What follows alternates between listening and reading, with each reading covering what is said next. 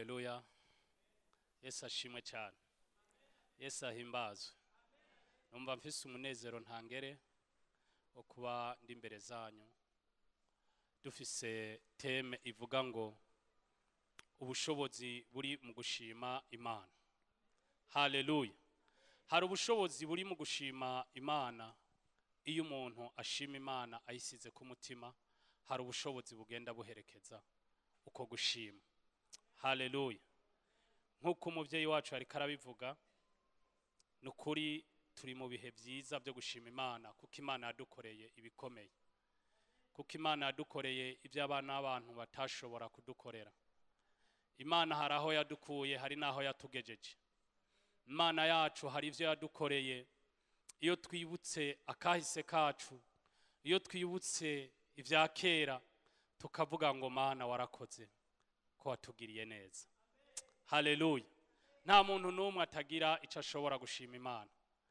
Nta numwe yobura ico ashobora gushima Imana. Kuko ivy'Imana idukorera ku munsi ni vyinshi cyane. Haleluya. Ndashaka tuyage mu mwanya mutoya amajambo makeya. Mutwe amajambo nabwiye uravuga ngo ubushobozi buri mu gushima Imana. Iyo habaye ugushima Imana haba hariho ubushobozi. Haleluya. Gushima Imana si gihe cyose twama dushima Imana kuko ibyacu bigenda neza.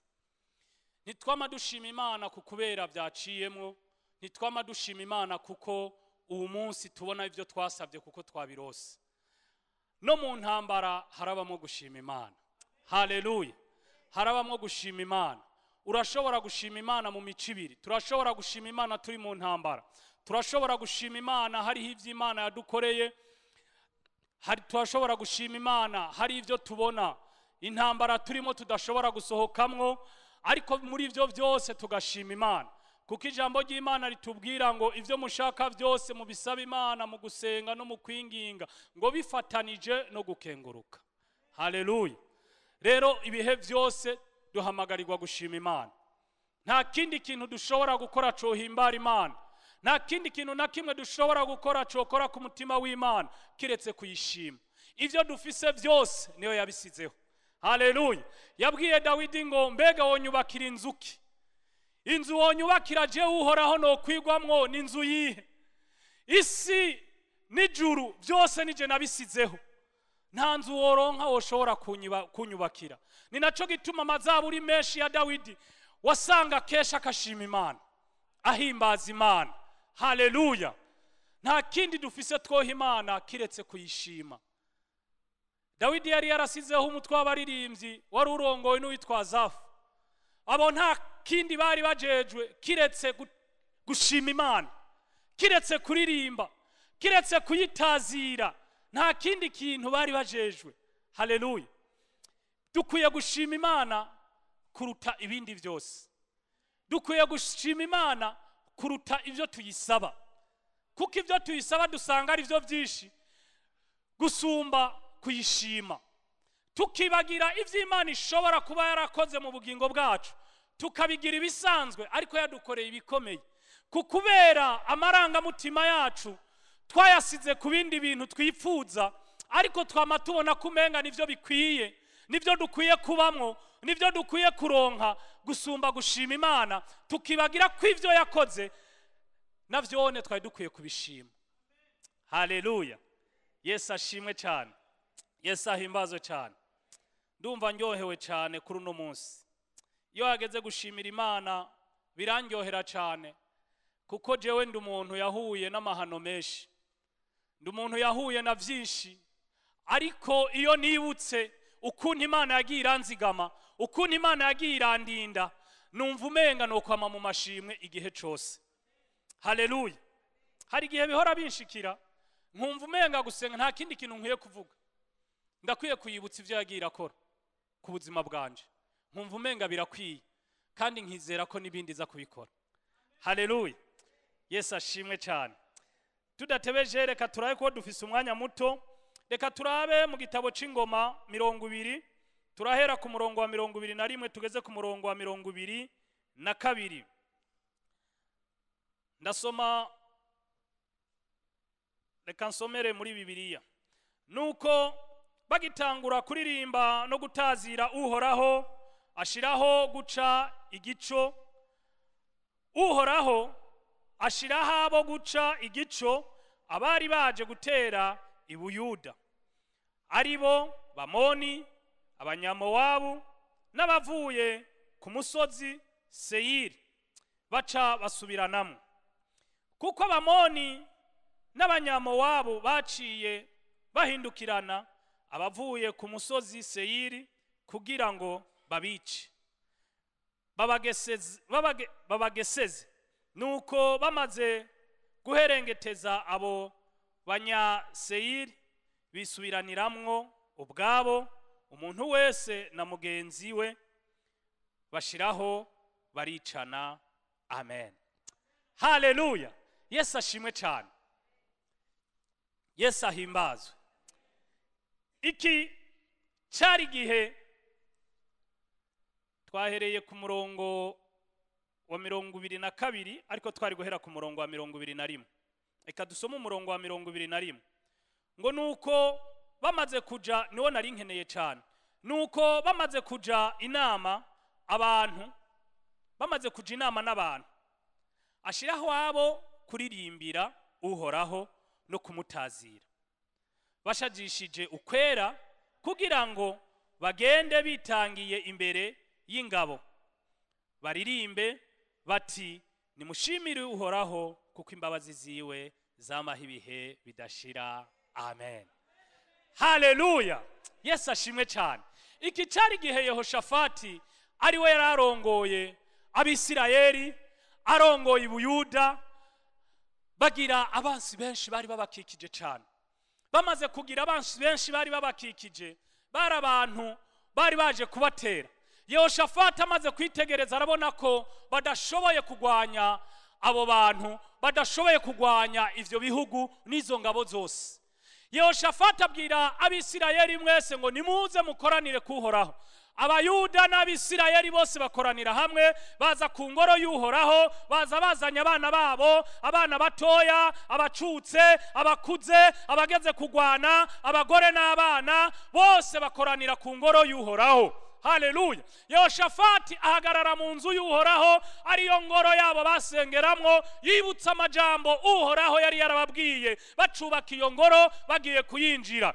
Arabwira uhoraho ngo waratubwiye ngo nitwagira ivyago tuzoza duhagarare muri ino ngoro, hama tugutakambire, tuguvugirize impundu, hama tugusenge, tukwambaze, nawe uzoza uheze udutabare. None mwami Imana uhoraho, erega izi ngabo nizishe, twebwe nta bushobozi dufise bwo gushobora kugwanya aba bantu, turakwinginze enda nuze udutabare. Haleluya. Yesu ashimwe cyane. Muri ako kanya ngo haza umuvugishwa yari muri bo, arahaguruka arababwira ngo yemwe Abisirayeli, ngo enda ni mu ntege ugutwi, ngo nawe Yehoshafati umwami w'Abisirayeli, ngo nawe we nuntege ugutwi, ngo uhoraho ngo aravuze ngo nimwihagararire gusa. Haleluya. Ngo nuko ngo aho bukera ngo ejo ngo mugende, ngo ndibubabwiraho muri buhurire. Haleluya. Bukeye Yehoshafati akoranya bari bageze kugwana, acafata umugwi w'abaririmbyi awushira imbere, ababwira ngo abaririmbyi bari basajishije ngo ukwera. Haleluya. Bari bashajishije ukwera, ababwira ngo mutangure muririmbe, ingabo zije inyuma, abaririmbyi baje imbere, batangura gushima Imana bagiye ku ntambara. Haleluya. Bashima Imana bagiye ku rugamba, bagenda bashajishije ukwera, bagenda bashima Imana, bagenda baririmba, bagenda batazira, bavuga amazaburi. Haleluya. Yesu ashimwe cyane. Biratangaje kubona umuntu agiye ku rugamba agenda aririmba atazira. Haleluya. Bamaze kugenda batazira, niho twageze aha aya majambo ngo bakiriko bararirimba batazira, ngo uhoraho ngo aca igico mu bansi babo, batangura kujyana, batangura kugwana, umwe akabona mugenzi we ko ari umwasi, uwundi akabona mugenzi we ko ari umwasi. Kubera iki? Kuko habaye gushima Imana. Haleluya. Muri bo ntihari hakiri ukwiganyira, muri bo ntihari hakiri ukumva ubwoba, ariko basize Imana imbere, baba mu gutazira no mu gushima Imana. Imana irabatabara. Iyo habaye uguhimbaza Imana, iyo habaye gutazira Imana, iyo habaye gushima Imana mu ngorane, Imana irazi kenterevena, kuko bisigura ngo wewe ubwawe uba wamanitse amaboko, sahawe haba hagikwiye ko ari wewe wenterevena, ariko ni Imana yonyene iri mu ijuru iza ikumva ugutabara kwa ugushima kwawe, ikazi kagira iki, ikagutabara. Haleluya. Bisigura ngo iyo dushima Imana tuba tuko dushima n'ibindi yari yarakoze. Bariko bashima n'izindi ntambara yabagwaniriye, bariko bashima n'izindi ntambara yigeze kubatsindira, bariko bashima ko nabasogokuruza babo bambutse ikiyaga gitukura, bagenda bashima batazira Imana, bibutse Imana ibyiza yabakoreye. Iraza irabatabara no mu byari bisigaye. Mwene data, ukwiganyira kwawe nikuzotuma Imana iza gukora. Ukwiganyira kwawe siko kuzotuma Imana igushitsa kwa amasezerano. Ukurira kwawe siko kuzotuma Imana ishobora guhaguruka ikaza kugutabara. Ariko nagira ndakubwire ngo iyo habaye umutima ushima, Imana irawunezerererwa. Haleluya. Umutima ushima, Imana irawunezerererwa. Ijambo ry'Imana rirambwira ngo umutima ushima, iyo umuntu ashima ngo agashira umutima wiwe ngo kuvyagezwe, ngo akaba mu kubirimbura no kubitahura, ngo uhoraho ngo inyonga ziwe zimubako. Haleluya. Iyo umuntu ashima Imana, iyo umuntu ahimbaza Imana, no mu ngorane agahimbaza Imana, no mu bibazo agashima Imana, Imana iramutabara. Haleluya. Yesu ashimwe cyane, Yesu ahimbazwe. Ni naco gituma ubona aho hanze abisi turabayobera kuko ntibadutahura. Barashobora kutubona turi mu bibazo bitandukanye, turi mu ngorane zitandukanye, bakabona nta gihinduka kuri twebwe. Byari sanse ko twarabo kurira tukaboroga, byari sanse ko twarabo kwisiba tugatukana tukagira iki kuko bivanye n'ibibazo two turahura navyo, ariko bakabona turamahoro. Yesu ashimwe cyane. Birabatangaza, birabatangaza cyane. Ubuheruka nabashingiye intahe, ndababwira ingene twarose umwana, ndababwira ingene vyagenze, ariko hari ico ntababwiye. Yesu ashimwe cyane. Iyo tubayeho dushima Imana, Imana yacu tugirira neza. Umwana twamurose itarike 18 z'ukwezi kwa kabiri, itarike 10 z'ukwezi kwa gatatu, nari ndafise akaduga nisumamwo, aho kari gahagaze kaho karapakira kugira gakore dushobore kuronka ingene tubaho. Haza agitrosi iraga kubita kose gacika ubunywenywe. Itarike 10 barampamagara ndi ku kazi, mushoferi arampamagara ngo turagize accident. Ndagenda ndabasanga aho bari, ndaraba imodoka, mu bwenge bwanje ndavuga ati ntizosubira kuba imodoka. Kandi nkuko nabibona n'abandi bose barengana, kuko bose baratanga bavuga ati ibintu ntibisiguritse, bose bazabaza ati hari wavuyemo. Bamwe bakavuga ngo nakure mwibarabara ajane baze gukata ivyuma badandaze. Ariko muri jewe nkumva ndaremye kandi nkumva afise amahoro yose. Abambonye ndahashitse ndururuka mva mu modoka ndagenda ndayiraba, babona ndi wa wundi, babona nta cyahindutse. Barambwira ati none bimeze gute kumenga sihuri. Bibaza ko nshobora kuba nataye ubwenge, ariko jeho mu mutima wanje nari mfise amashimwe yo kuvuga ngo wakoze Mana ko atawe yahitanye. Haleluya. Yesu ashimwe cyane. Nari mfise amashimwe uvuga ati wakoze ko atawe wahitanye, kandi ibi twabihawe nawe n'ibindi tuzobihabwa. Haleluya. Yesu ashimwe cyane. Tugira umutima wo gushima, tugira umutima wo guhimbaza Imana. Nidushima Imana kuko ibintu ari vyiza gusa, nidushima Imana kuko tubona ivyo twasavye byaciyemwo, ariko dushima Imana no mu ngorane, kuko tuba twiteze ko ari Imana izidukuramo. Haleluya. Yesu ashimwe cyane. Ivyo ntibirangiriye ngaho. Itarike 24 z'ukwezi kwa gatatu nyene, uku kwezi kwa gatatu tuvuyemo, iyi modoka ngenderamwo iparikinze ku kazi, aho nama ndayihagarika, haza Hilux ikubita seke ici imbere cyose kiratatagurika. Ndahaguruka ndagenda ndaraba, abantu barambwira ngo hasigaye wewe urakwiye gusenga kuko ibiriko birakubako ni wewe usigaye. Haleluya, Yesu ashimwe cyane. Ivyo maze kubiraba, abantu batangura kumbwira ngo urabe neza, urabe neza, ibi bintu biko birakubako ntibisiguritse. Ngiye kubiraba, ndaraba nditegereza, mbona pashoke yose byatataguritse, ariko ndavye itara, kuko itara narinzi ryayo ko ari ryo rizimvye, mbona rirakomeye. Nduzi ibiganza ndavuga ngo Mana nahone wakoze, nuhabwa icubahiro. Yesu ashimwe cyane. Tugire umutima wo gushima, tugire umutima wo gushima Imana mu bibi no mu vyiza. Bantu b'Imana, nagira ndababwire ngo kubwo umutima wo gushima Imana, iya mbere yakubiswe seke bavuga ko izocikatwa ikaja muri kugurishwa mu vyuma, uyu munsi yabaye imodoka nziza cyane, kuko Imana yangiriye neza. Amahera nasavye muri assurance bampaye amahera asumba yo nayigutse. Haleluya, Yesu ashimwe cyane. Iyo dushima Imana, Imana iraduhazigatabara, Imana yacigira neza. Kandi ivyo ndababwira n'ukuri, amahera bampaye pasiteri na mutelefone ndabimubwira ati amahera bampaye muri assurance asumba yo naguze imodoka. Bantu b'Imana, tubeho dufise umutima wo gushima. Iyo dufise umutima wo gushima, Imana iraza igakora muri twebwe, Imana iraza igatabara. Ukwiganyira ntigutuma Imana yoza kugutabara. Ukwiganyira kwahejeje Abisirayeli mu bugaragwa. Kubera ukwiganyira niko kwatumye bagenda niko kwatumye baba mu bugaragwa imyaka 40 bari mu bugaragwa, kubera ukwiganyira n'ukwidodomba.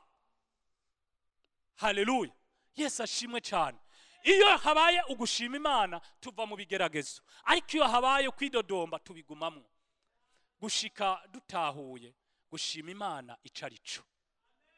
Haleluya, Imana irashobora kukureka ikakugumizayo kugira uzutahure kuyishima icarico. Ubanza utahure ivyo yagukoreye, ubanza utahure n'ivyo igiye kugukorera, umenye ko atari wowe uvyishikanako. Hari abantu bafise byinshi bashitseko uno munsi bazi ko ari bo bavyishikanyeko. Abantu ugasanga umuntu azi ko ari kubera yagiye ari incabwenge cyane, yakoze ibibazo arabitora, akibaza ko ahari ari inkomezi ziwe. Ariko Imana irakeneye ko umenya ko kwiga ukamara amashuri bwari ubushobozi bw'Imana, ko kwiga ukaronka akazi bwari ubuntu bw'Imana. Ivyo Imana irashaka kubitahura, ivyo Imana irashaka kubimenya. Uno munsi hari ivyo yagukoreye ariko nturabishima, uracabona ko bidakwiriye kuri wewe, kuko hari ibindi wewe wibaza ko uzoshikako kubw'inkomezi zawe. Ariko nibindi nagira ndakubwire ngo se wavyishikanyeko, wabishikanyeko n'Imana. Haleluya, Yesu ashimwe cyane. Ushobora kuba ukuradandaza uno munsi, hari abandi badandaje barahomvye. Kuba ukidandaza ukunguka n'ubuntu bw'Imana. Kuba uno munsi waravyaye n'ubuntu bw'Imana. Hari abari bafise ubushobozi bwo kurera abana, bari bafise ubushobozi bwo kubigisha, bakabashikana kure, bakabashikana mu mashuri akomeye, ariko uno munsi babuze umwana batamurose. Nagira ndakubwire ngo no kugira umwana nabwone n'ubushobozi bw'Imana. Ntukidodombe ngo wabuze icugaburira umwana, ntukidodombe ngo wabuze minerevare, kuko hariho n'abari bafise minerevare batamurose. Yesu ashimwe cyane.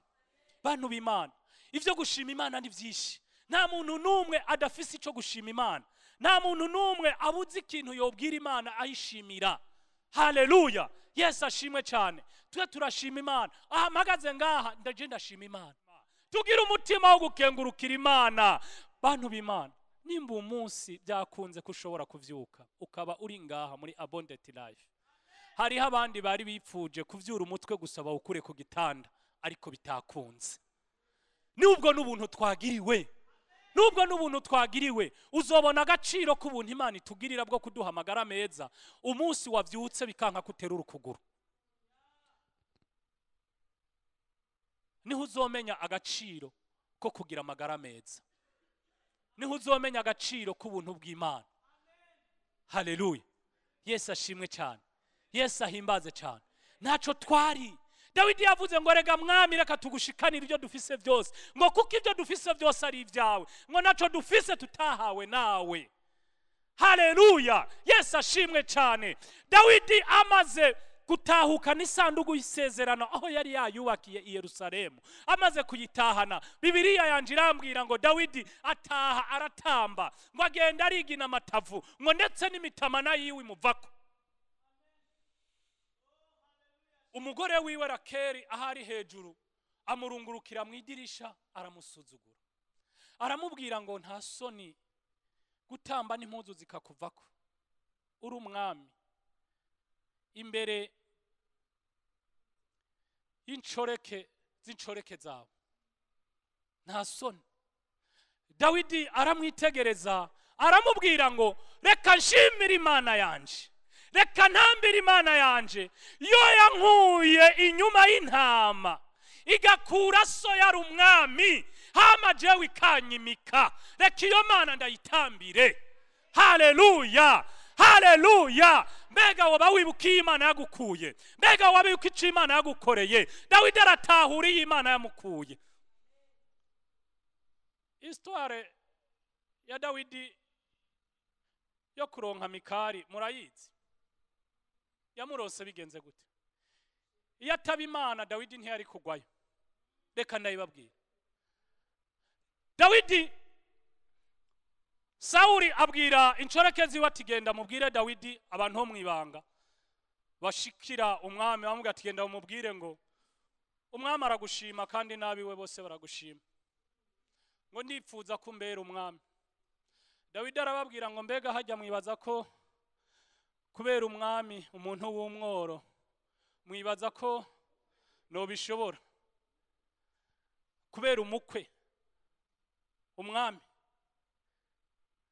Basubira bamubwira amajambo Dawidi abishuye, arababwira ngo oya sibigoye, ndamutuma ubugabo bw'abagabo 100 agende mu Bafilisitiya yice abagabo 100 ashahura ubugabo bwabo abunzanire.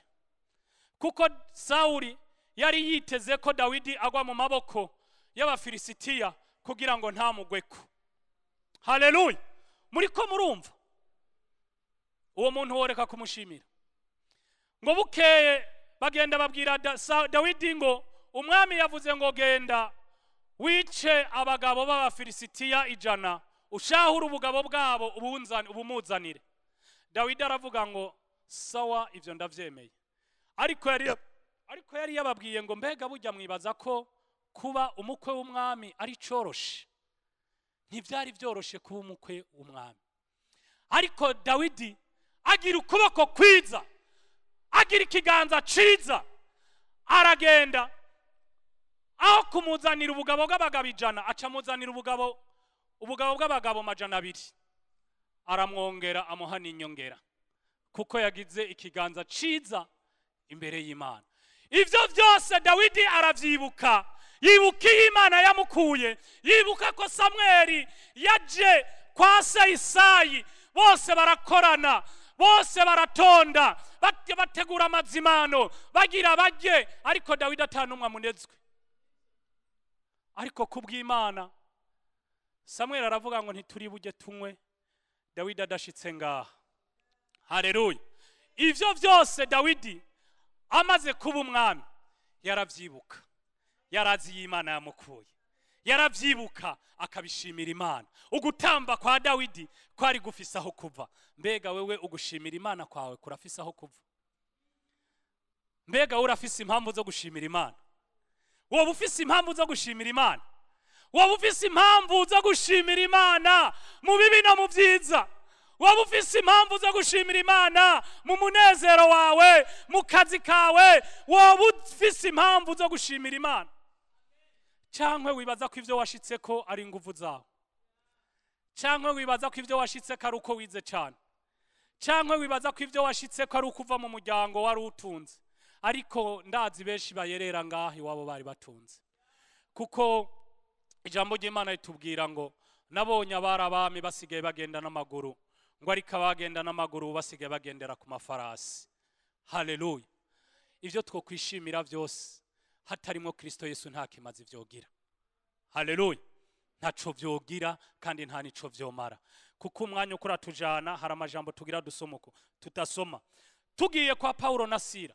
Paulo na Sila bari mwibohero batangura gutazira, bari bahejeje kwirukana Paulo, ahejeje kwirukana umwigeme, yagenda basemerera inyuma, bari agenda basemerera hari mu gihugu hari mu Filipi, ababwira ngo aba n'abantu b'Imana nzima, aba n'abantu b'Imana nzima kandi mumubahe. Ariko Paulo webona ko buzuyemwe amadayimoni. Bibiliya irambwira ngo nuko ngo Paulo ngo aradundumigwa, ngo amaze kudundumigwa ngo arababwira ngo wampemu mbiwe numuvemo. Haleluya. Ngo amaze kumubwira ati wampemu mbiwe numuvemo, nuko bashebuja ngo barashangashigwa, kuko ico bari biteze kwinyungu cyari giheze. Kuko uwo mukobwa ngo niwe yabaragurira, abantu bakazana indagu bakaza kuraguza, bashebuja bakaronka amahera. Amaze mpemu bizimaze kumuvamo zamukoresha, bashebuja bagira ishavu, ngo barabafata barabatabagurira kw'impuzu, ngo barabatonagura, barabavuga ngo mwebwe mwaje kutwigisha inyigisho kandi twe turabaroma, ngo kandi izo nyigisho tuzizira. Nuko Paulo na Sila barabafata ngo babashira mu gashoro, ngo mu gicugu cyo mwijoro hagati. Haleluya. Yesu ashimwe cyane. Ngo mu gicugu cyo mwijoro hagati Paulo na Sila ngo batangura gutazira Imana bashima. Ngo nuko ngo umumarayika w'ijuru ngo arururuka, ngo haba kunyiganga, ngo haba gutigita kw'isi, ngo iminyororo yari baboshe ngo yose irabavako. Haleluya. Hari ubushobozi buzonyiganyiza ivyari byarase kunyiganyiga kubera gushima. Hari ubushobozi bunyiganyiza ivyari byaranse. Hari ubushobozi bubomora ibihome byari imbere zawe kubera gushima Imana. Haleluya. Ngo bamaze gushima Imana ngo bituma ngo n'umusoda yarahari ngo ashobora kwakira gakiza, kuko abonye ivy'Imana ikoreye Paulo na Sila. Haleluya. Aho baye ni wabahushima Imana no mu ngorane, bazoshaka kumenya uwo muntu wari we, kandi bazoshaka kumenya igitumushima. Haleluya. Bamenye ati mbega ashima kubera iki, ko twabona ari mu ngorane ni kubera ikashima. Bashake kumenya igituma nabo boshima no mu bibazo, kuko bamaganya buzuye. Haleluya. Yesu ashimwe cyane, Yesu ahimbazwe cyane. Hari ubushobozi bufatanije no gushima Imana, hari ubushobozi buri mu gushima Imana. Ivyo gushima Imana turabifise ni byinshi cyane. Haleluya. Simvuze Ana aronka umwana. Ana yaramaze igihe kinini cyane yiganyira, yipfuza umwana kugira apirikishe Penina, amwereke ko nawe yovyara, amwereke ko nawe afise sinzi nawe byoshoboka ko yovyara, ndetse ko yovyara umwana w'umuhungu kugira nawe apirikishe Penina. Ariko igihe cyose yari afise kwemeza Penina. Haleluya. Imana yaracecetse. Haleluya. Yesu ashimwe cyane. Imana yaracecetse igihe cyose yashaka kwemeza abantu, igihe cyose yashaka kubwira abantu ko bishoboka, igihe cyose yashaka kwereka Penina ko bikunda. Imana yaracecetse. Ariko igihe Ana yahindura isengesho, haleluya, agira isengesho ryo gushima, atangura kubwira Imana ngo numpa umwana w'umuhungu nzomukuzanira, ndamushire mu ngoro yawe, acike inkuka yawe, agukorere ubuzima bwawe bwose. Ana agira isengesho ryo gushima, ashiraho umuhigo wo gushima. Numumpa nzogushimira ndamuguhe. Haleluya. Nzogushimira ndamuguhe. Isengesho ryo gushima iryo ni Imana yumva kuruta yandi yose. Hari ibyo dushobora kuba dusaba biri mu bwibone, kandi ivy'Imana ntishaka bibone, kuko biri tubwira ngo abibone basesema Uhoraho, igwanya bibone, igagwirira ubuntu bwinshi abaciye bugufi. Haleluya. Yesu ashimwe cyane. Ivyo gushima Imana ni byinshi. Ana amaze gufata akanya ko gushima aronka umwana w'umuhungu. Ndashaka dusoma amajambo nubwo amasaha tujanye.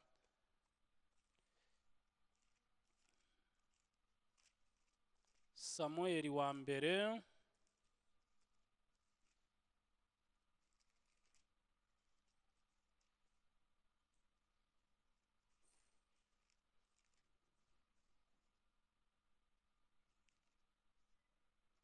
Samweli wa mbere igice ca mbere. Ni Samweli wa mbere igice ca mbere, ca dusoma ku murongo waho wa 20, twasoma ku murongo waho wa 24 niho duhera. Amaze kumucutsa aramudugana ajana imasa imaze imyaka 3 n'ingero yitwa efa yifu n'umukuza w'urusato wa vino, nuko amujana ishiro mu ngoro y'Uhoraho. Kandi uwo mwana yarakiri mutoya. Babaga nyamasa bazanira Eli uwo mwana, maze Hana aravuga ati, mwami wanje indahiro ni wewe nyene, erega ni jewe wa mugore nari mpagaze iruhande yawe mwami wanje, nsaba Uhoraho. Uyu mwana niwe nasaba, kandi Uhoraho yampaye ico nasabye. Amen. Haleluya. Ana amaze kuronka umwana, atahura neza ko umwana yamuhawe n'Imana, atahura neza ko umwana yamusabye Imana. Nuko aramudugana amuvana irama amujana ishiro. Nagerageje kumenya irama n'ishiro urugendo rwari ruhari ngene rwangana. Rwari urugendo rungana n'ibirometero 187. Bibiri tubwira ngo nuko uko umwaka wose utashe uyu mugabo Elukana yamaduga ishiro. Anakuru uyu mwana ngaha amudugana ishiro avuye irama, bagira urugendo rwose kugira umwana azomutange abe ishiro ahari ingoro y'Imana. Haleluya. Yesu ashimwe cyane. Anatahura ko umwana atari we yamwihaye, ariko ko umwana yamuhawe n'Uhoraho. Anatahura ko ari isezerano yari yarashize imbere y'Imana kugira Imana izomugirire neza, nawe ko uwo mwana azomutanga. Ana ashitsa isezerano kuko Imana yamugiriye neza. Haleluya. Mbega ntacoba warasezeranye ku Mana? Nta masezerano woba warasezeranye imbere y'Imana ugishomereye canke uciga? Nta masezerano woba waragiranye n'Imana ugitangura akazi uno munsi ushobora kuba utashikanye? Nta mihigo wamukurashira imbere y'Imana uko bukeye uko bwije, kandi ivy'Imana yarabikoze, ariko woba utarashitsa nawe uhigura umuhigo wahize? Haleluya. Yesu ashimwe cyane. Imana irakeneye ko tuyishimira ivyibanze, ibindi kabidukorera. Haleluya. Haleluya. Kuko niwe mwami w'ibihe kandi niwe agenzura ibihe. Haleluya. Nta kintu na kimwe cyo tubaka Imana itagishatse. Nta na kimwe twoshika ko Imana itakigombye. Ivyo dushika ko byose tubihabwa nayo. Ana atahura ko Imana ariyo yamugiriye neza. Haleluya. Atahura ko Imana ariyo yamugiriye neza, aravuga ati uyu mwana ndamushikana kuko nabisezeranye. Mbega wowe ntacoba utarashikana woba warasezeranye? Ntashimwe woba warigunganye woba utashimiye Imana kuvyagukoreye? Ndazi ko hari byinshi Imana yadukoreye, ndazi ko hariho byinshi Imana. Subiza ubwenge inyuma wiyumvire uko Imana yakugiriye neza. Wiyumvire kangahe Imana yagutabaye. Wiyumvire kangahe abantu baguhagurukiye Imana ikagutabara. Wiyumvire kangahe abantu baguhize kugira ugwe mu maboko y'abansi, ariko Imana ikakuzigama. Wibuke kangahe wagize uruhombo Imana igasubira ikaguha umutahe. Wibuke kangahe hari ingwara yarije kuguhitana, ariko uno munsi uri muzima. Haleluya. Yesu ashimwe cyane. Ariko tubeho dushima Imana, tubeho dushima Imana. Nta muntu numwe yobura ico yoshimira Imana. Nta muntu numwe ashubuze ico ashimira Imana. Dushima Imana ibihe byose. Iyo dushima Imana tunezereza umutima w'Imana. Iyo dushima Imana duhimbara Imana, kuko n'ibinyabugingo nta kindi kintu na kimwe bikora atari gushima Imana. Byama bivuga ngo uruwera uruwera uruwera uruwera. Haleluya. Niyo majambo byama bivuga ngo uruwera, byama biriho bishima Imana. Twe twobuzwa n'iki gushima Imana? Twebwe tugishobora gutambuka n'amaguru abiri, wobuzwa n'iki gushima Imana? Nubukene, nuko waraye ubusa umunsi umwe, nuko wakeneye gusohoka ntiwaronka amahera yo gusohoka, nico cyo tuma udashobora gushimira Imana. nuko uraba abandi bubatse amazu wowe utarayubaka byotuma udashima Imana ngo kubera utubatse amazu. Ariko nagira ndakubwire ngo kuba ukiri muzima uri mu ambasaderi w'ibintu byose. Haleluya, Yesu ashimwe cyane. Kuba tukiri bazima ivyo byonyene birakwiye kudushima Imana. Ndashaka ko dushimira Imana n'umutima wacu wose. Ndashaka ko dukengurukira Imana ivyo yadukoreye byinshi, yatugiriye neza. Imana yacu ihabwa icubahiro.